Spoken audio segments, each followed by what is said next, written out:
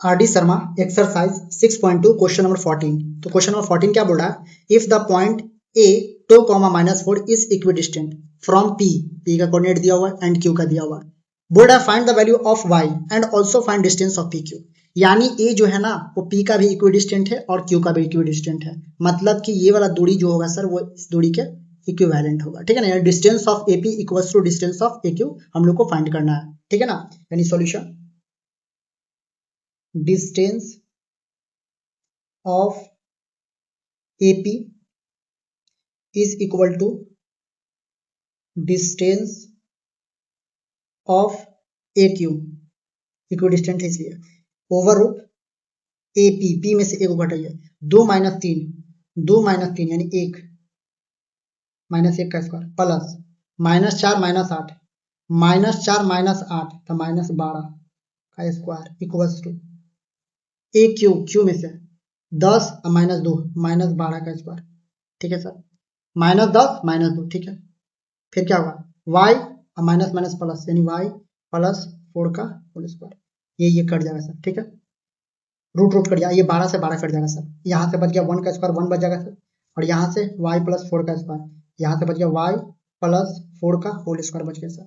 अब ये square root इधर दे दीजिए, यानी y प्लस 4 का whole square plus minus over root 1, एक बार प्लस में लीजिए एक बार माइनस में लीजिए, तो एक बार प्लस माइनस 1 निकलेगा, यानी y प्लस 4 इक्वल्स टू, एक बार प्लस 1 लेते हैं सर, तो y का वैल्यू क्या होगा सर, 4 उधर चल जाएगा, तो 1 - 4, y का वैल्यू क्या होगा सर -3।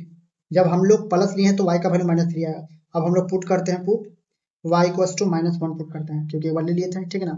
यहाँ पर हम लोग क्या किए थे, put y equals to 1 put किए थे, अब y इक्वल्स टू हम लोग -1 पुट करेंगे, तो y प्लस 4 इक्वल्स टू -1, तो y का वैल्यू क्या हो जाएगा, उधर जाएगा तो -5। यहाँ पे y का वैल्यू आपके पास 2 आया, ठीक है ना। अब हम लोग को निकालना, आप यहाँ पे रख दीजिए, ठीक है ना। तो पहले हम लोग पुट करेंगे, इसमें हम लोग को फाइंड क्या कर रहा है, पी क्यू फाइंड करने के लिए, पी क्यू।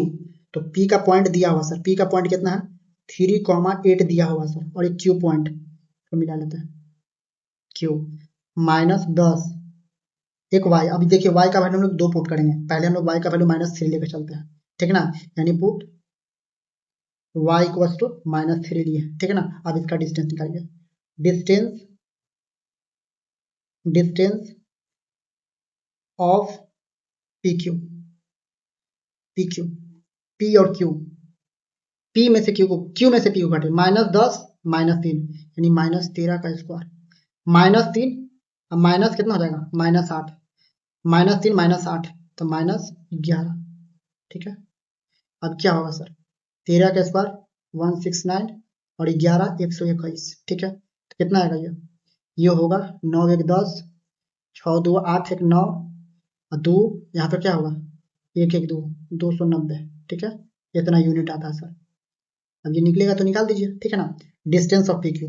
अब फिर हम लोग निकालेंगे सर पी 3,8 और क्यू -10, और देखिए y का वैल्यू क्या पुट करेंगे, y का वैल्यू हम लोग -5 पुट करेंगे, क्योंकि एक बार रख दिए -3, -5 पुट करेंगे, तो यहाँ पे करिए -5। अब इसका निकाल दीजिए sir, distance of P Q, जब y का वैल्यू -5 पुट कर रहे हैं तो पी क्यू 10 - 3 यानी -13 का स्क्वायर, ठीक है। -5 - 8 -5 तो -5 - 8 क्या हो जाएगा, -5 और -8 क्या हो जाएगा -8, तो माइनस ये कितना हो जाएगा -13।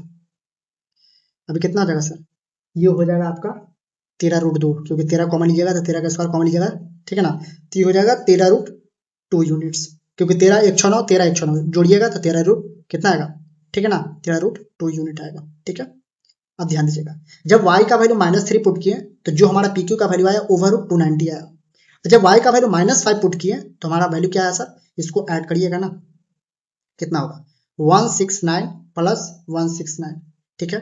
अब इसको ऐड करिए, इसको ऐड करिए, कितना होगा 9 9 18, 6 6 12, 12 1 13, ठीक है, 3 38। अब इसको तोड़िएगा ना तो ये आपके पास आएगा 13 13 × 13 × 2 आएगा। अब 13 को बाहर निकालिएगा तो क्या होगा 13√2 आएगा इतना, ठीक है ना, ये आएगा, ठीक है। ये फाइनल रिजल्ट है।